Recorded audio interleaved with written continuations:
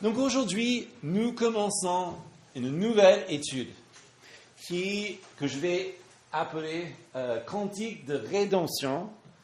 Évidemment, j'ai emprunté le titre d'un chanteur de reggae, mais ça convient. Ça convient. Parce que, en fait, c'est pour préparer la période de Pâques. Pas simplement parce que, typiquement, à Paris, et je crois que nous avons tort, mais souvent dans la période de Pâques, les églises protestantes se vident alors que les églises catholiques se remplissent. Et je dis pourquoi? Surtout sachant que c'est le moment sur le calendrier où tout le monde parle de Pâques, la résurrection. En fait, si on est vraiment honnête avec nous-mêmes, nous réalisons que ce jour de Pâques est le jour où nous célébrons le moment le plus important de l'existence humaine. Le moment où Jésus est mort et qu'il est ressuscité, n'est-ce pas? Le jour qui a changé toute l'histoire. Pas simplement les nôtres.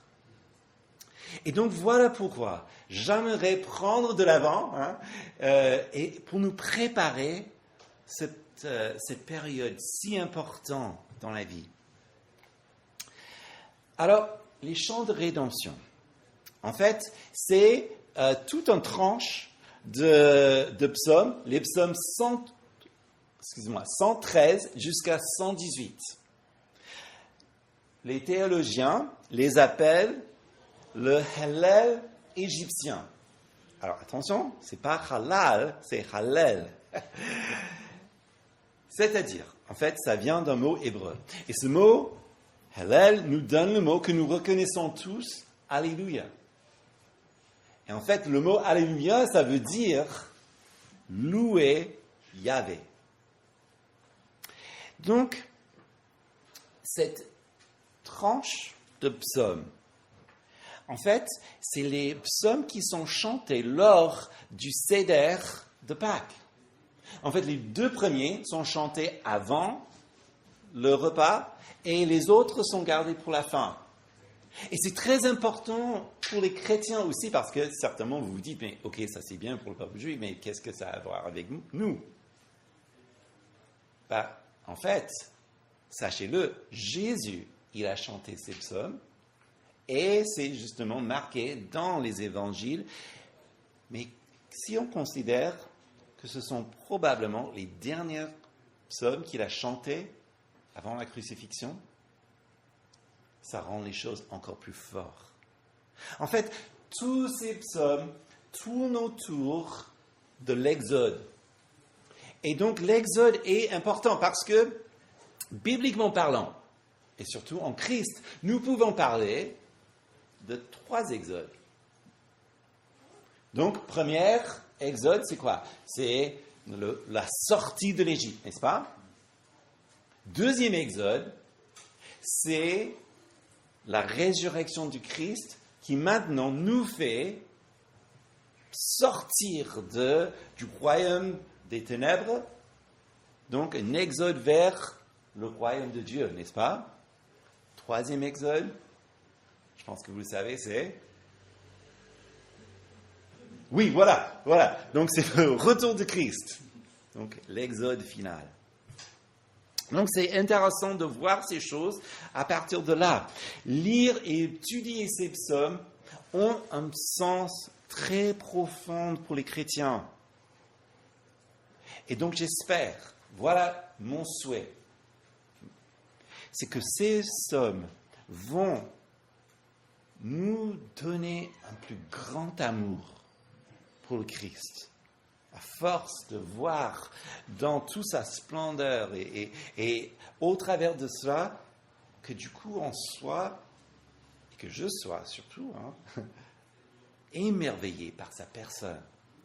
Et avec un plus grand amour pour Christ, un plus grand détachement au monde aussi, que sa beauté, sa puissance nous emporte, pour que nous redécouvrions cette ce bonheur de sa présence. Le bonheur juste en lui, pour tout ce qu'il est. Et c'est ça, justement, qui transforme une vie. Et c'est exactement ce que nous voulons. Donc, pour aujourd'hui, nous commençons avec le commencement. Donc, le psaume 113. Et on va voir ça en 3 parties. D'abord, nous verrons la rédemption qui descend des cieux. Deuxièmement, nous verrons comment, par cette rédemption, Dieu, il relève les malheureux pour parler enfin de l'Exode. On y va? Oui? Ok, c'est bon. Donc, psaume 113. La rédemption qui descend des cieux. Et comment est-ce que ça commence? Avec verset 1. Louez l'Éternel. Donc, Alléluia. Donc, louez l'Éternel. Serviteur de l'Éternel, louez. Louez le nom de l'Éternel. Et où est-ce que ça commence? Avec les serviteurs. Les serviteurs. Ce psaume, chanté avant le repas, commence avec un appel aux serviteurs de Dieu. Certainement, l'auteur de ce psaume envisageait ceux qui servaient dans le temple. Donc les serviteurs de Dieu, à leur époque, ça serait plutôt ça. C'est Lévites, donc qui s'occupent de tout ce qui se passe dans le temple. 3 fois, l'impératif est lancé. Louez Dieu. Louez Dieu.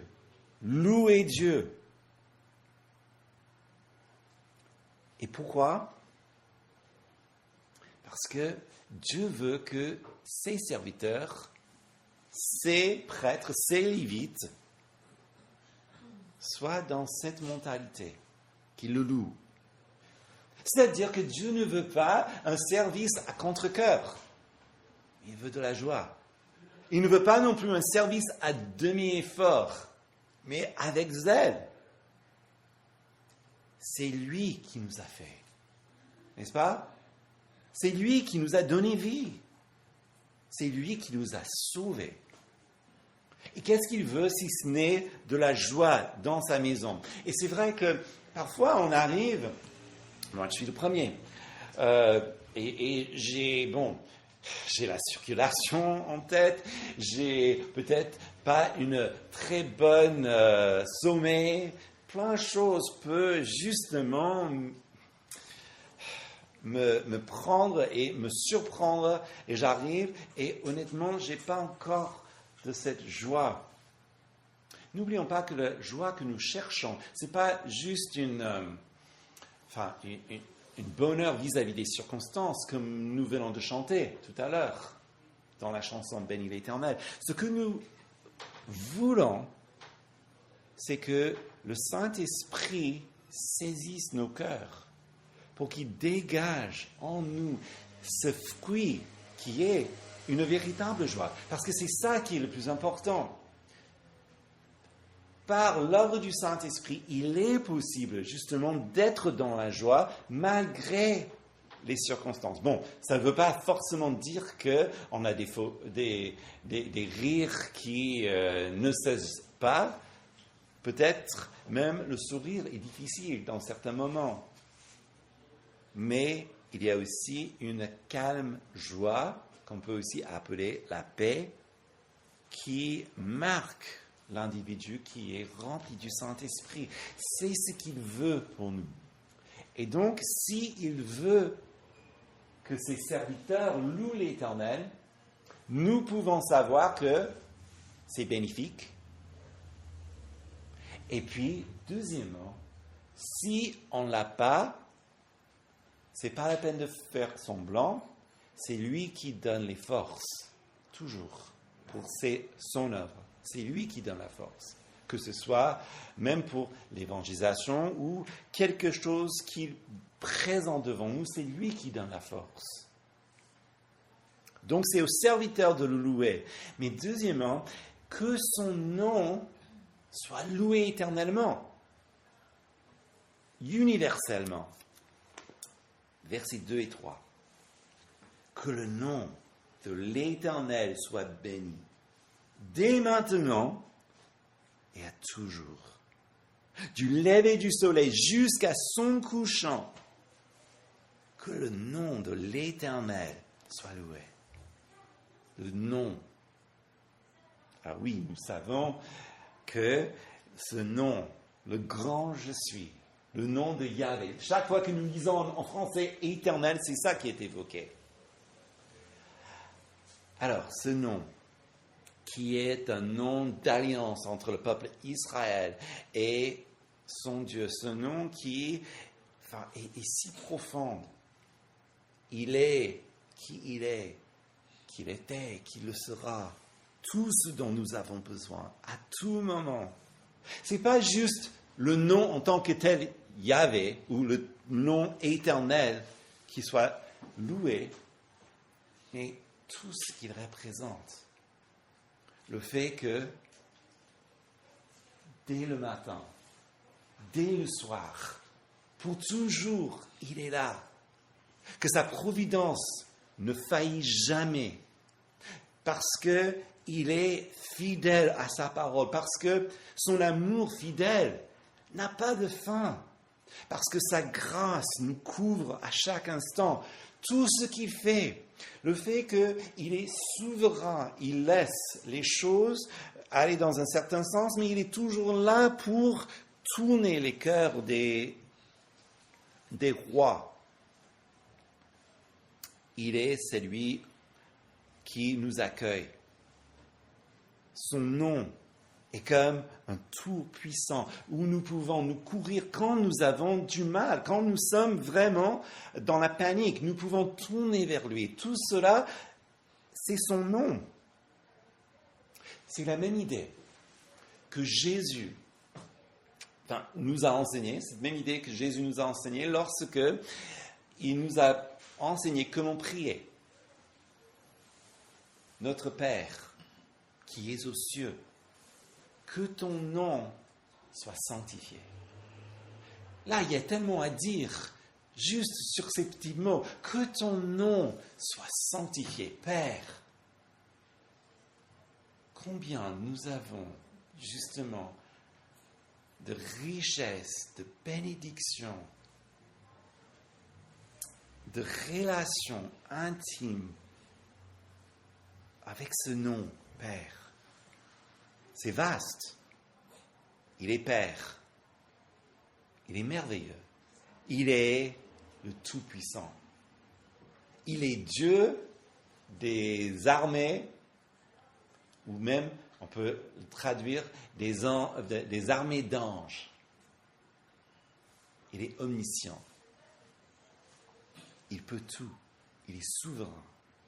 Que ton nom, que le nom de l'Éternel, Yahvé, soit béni à tout temps. Et puis, du lever du soleil jusqu'à son couchant, attention, c'est pas, comme disent certains, juste un texte où on parle de la terre, à l'époque biblique, comme une terre plate. Non, il y a d'autres passages, notamment en Job, où on parle de la sphère de la terre. Il y a aussi en Ésaïe. Donc, ce n'est pas un texte scientifique. Mais qu'est-ce que ça veut dire? Que la louange soit universelle, mondiale. Parce qu'à tout moment, même maintenant, le soleil se lève quelque part. Que le nom de l'Éternel soit béni là. Il y a un autre endroit, quelque part dans le monde, où le soleil commence à coucher. Que le nom de l'Éternel soit béni là. Et pour toujours ainsi. C'est ça cette idée. Qu'il est si digne d'être loué en tout temps. Que ça commence avec les serviteurs de Dieu que nous sommes. Et que ça continue jusqu'à ce que la terre entière soit remplie de la connaissance de l'Éternel. L'Éternel, son nom, cette louange est destinée à couvrir la terre pour toujours. Alors, nous en tant qu'Église, vous le savez, on s'est fixé 3 objectifs. Ces 3 objectifs, en fait, ça correspond à chaque ministère que nous faisons, nous essayons quand même. D'abord, chaque chose que nous faisons, que ce soit toujours en collaboration, en équipe. Donc, que ce soit une équipe de louanges, que ce soit donc une équipe de ceux qui font l'école du dimanche, ou tout ce que nous faisons, nous voulons faire justement en collaboration. Aussi, en formation. C'est-à-dire d'abord que Christ soit formé en nous. Et puis, on veut toujours former et épauler les uns les autres. Mais troisièmement, c'est l'évangélisation. Parce que nous savons que il y a trop de chaises vides et qu'il y a tout un quartier, une ville qui a besoin de connaître Jésus, n'est-ce pas? Ok. Que le nom de l'Éternel soit loué éternellement. Mais je trouve que John Piper a dit un truc fascinant. Il dit ceci, John Piper, il dit que les évangélisations ne sont pas l'ultime but de l'Église. En fait, l'ultime but de l'Église, c'est la louange. Les missions existent parce que la louange n'existe pas. C'est pour cela que Jésus nous envoie. Parce que dans ce monde, dans ce quartier, ne serait-ce que les meubles en face, la louange n'existe pas. Mais elle existe ici, n'est-ce pas? Alors, il nous appelle à prendre cette louange qui est aussi une forme d'évangélisation. Lorsqu'on parle bien de Dieu, surtout dans cette ville, dans cette culture, ça dit énormément. Et c'est un bon commencement. Tout commence et finit dans la louange, vous savez. Notamment, tournez vite avec moi en Apocalypse, chapitre 7, verset 9. Une belle image qu'il faut toujours garder à cœur. Apocalypse 7, verset 9. Après cela, je regardais et voici une grande foule que nul ne pouvait compter, de toute nation, de toute tribu, de tout peuple, de toute langue. Ils se tenaient devant le trône, devant l'agneau, vêtus de robes blanches, palmes à la main, et ils criaient d'une voix forte. Le salut est à notre Dieu qui est assis sur le trône et à l'agneau. Ça, c'est notre destinée. C'est là où on va. Alors, louons le Seigneur même maintenant, n'est-ce pas? Parce que le Seigneur, il est au-dessus de tout.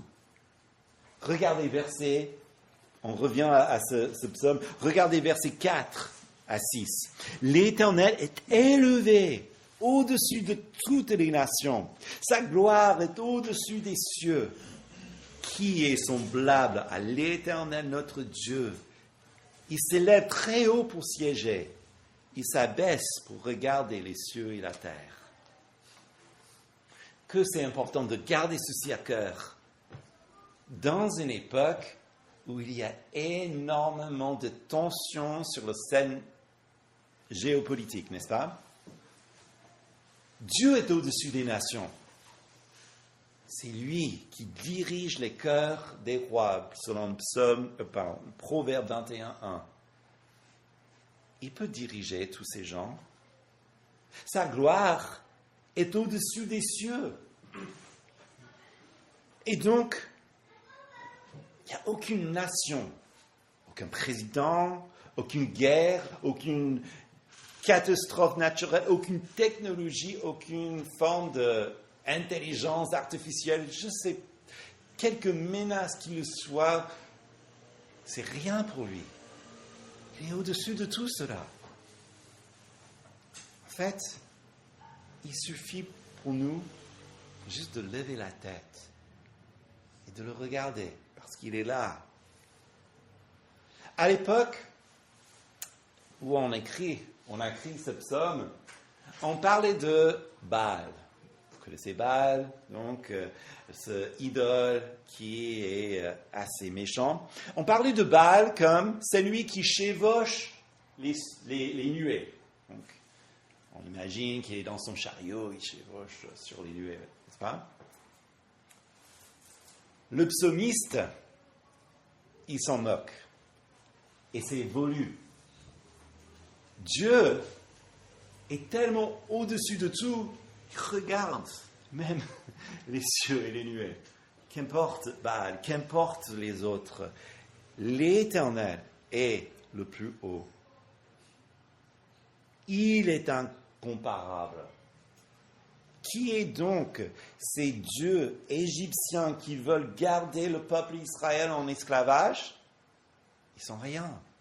C'est lui qui les libère.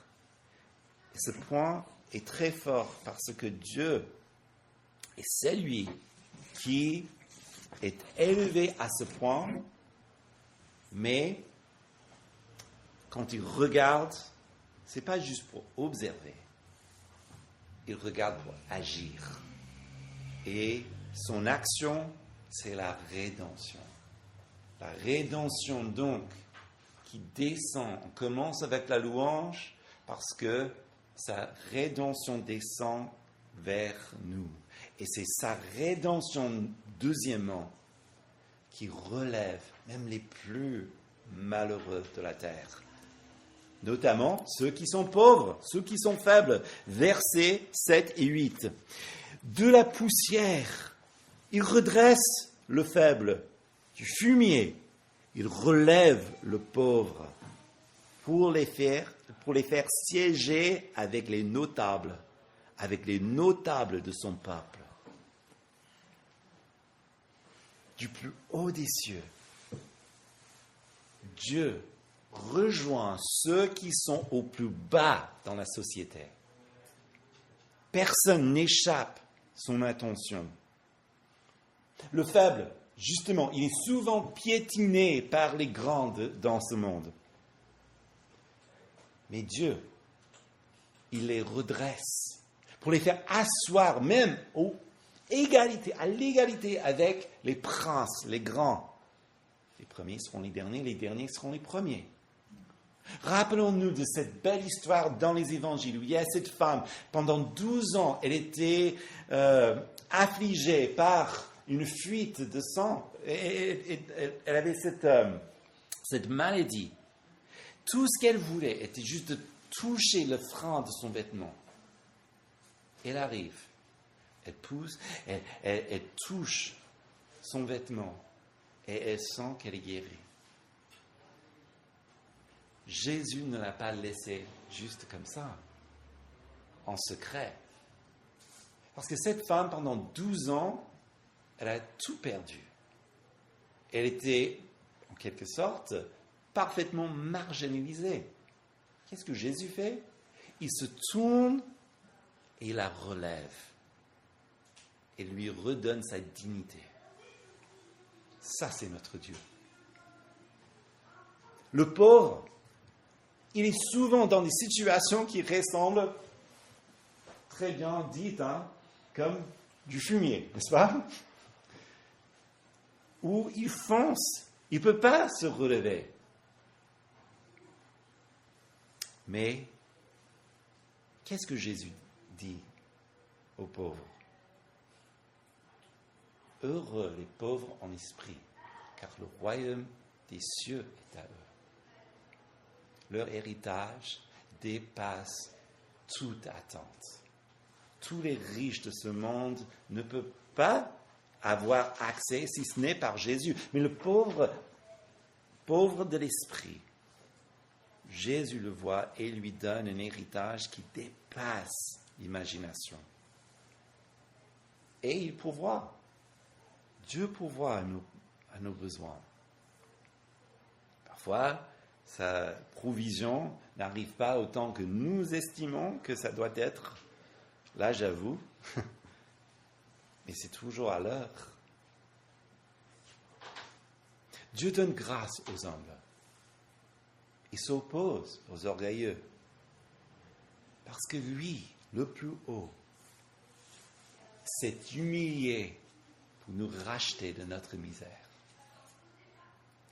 Alors, lui, qu'il était si riche, il est devenu pauvre pour que nous devenions justice pour Dieu. C'est merveilleux, n'est-ce pas? Et puis, il donne de l'espoir aux femmes stériles. Verset 9. Il fait habiter dans une maison celle qui était stérile, comme une mère joyeuse au milieu de ses fils.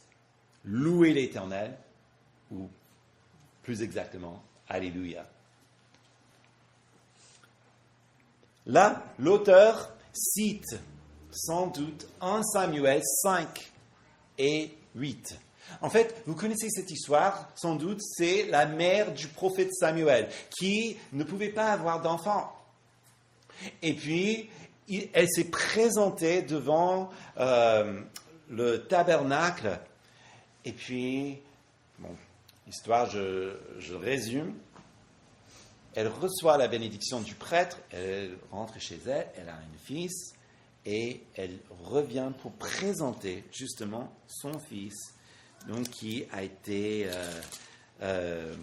consacré à Dieu. Et elle dit ceci, verset 5, donc 1 Samuel 2, 5, « Ceux qui étaient rassasiés cherchent un gagne-pain, ceux qui étaient affamés ont du repris. Même la femme stérile enfante 7 fois. Mais celle qui avait beaucoup de fils est flétrie. L'Éternel fait mourir, il fait vivre, il fait descendre au séjour des morts, il en fait remonter. L'Éternel appauvrit, il enrichit, il abaisse, il élève. De la poussière, il redresse l'indigent, du fumier, il relève le pauvre pour les faire siéger avec des notables, et leur donne un héritage du trône de gloire, car à l'Éternel sont les colonnes de la terre, et sur elles il a posé le monde. Anne avait cette vision prophétique reprise par le psaume, et aussi dans une autre chanson que vous connaissez très bien, notamment la chanson de Marie en Luc.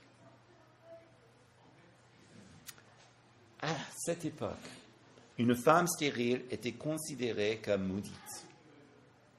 Là, le psalmiste, il dit autre chose. Non. En fait, notre Dieu est tellement généreux qu'il renverse ces choses-là. Il change notre mal en bien. Et dans ce verset, nous voyons le renversement de cela pour que celle qui était écartée devient celle qui est joyeuse en son foyer. C'est une belle image de la rédemption. Aussi élevée que cette rédemption le soit, et descend au plus bas imaginable pour reprendre ceux que la société n'en veut plus entendre parler. Parce que personne n'est trop méchant, personne n'est trop mal ou trop ceci ou cela pour que Dieu ne le touche pas. Car Dieu peut tout.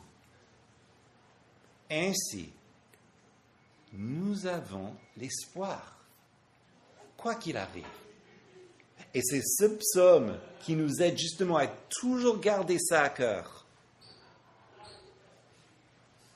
Alors, parlons maintenant de l'Exode. Où est le lien avec l'Exode ici? Ben, nous commençons avec cette femme qui était stérile. Parce que, peut-être vous savez, que Israël était aussi appelé le servant de l'Éternel, mais aussi la femme stérile. Ésaïe, chapitre 54. Ésaïe 54, verset 1. Triomphe stérile, toi qui n'as pas enfanté.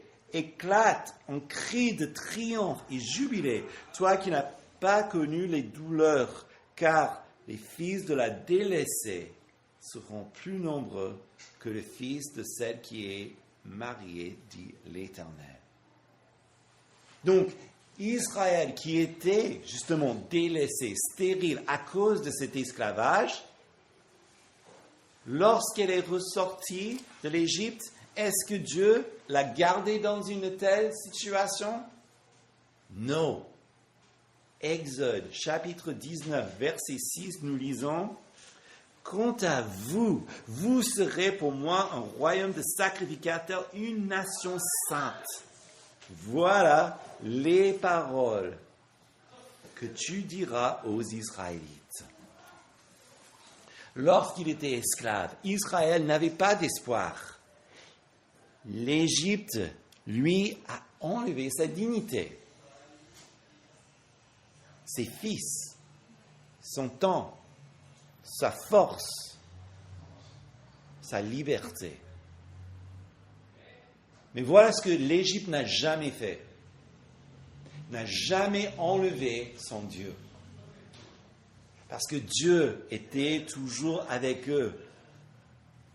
Dieu a envoyé Moïse, qui a conduit ce peuple par sa main puissante vers un pays où il pouvait être libre.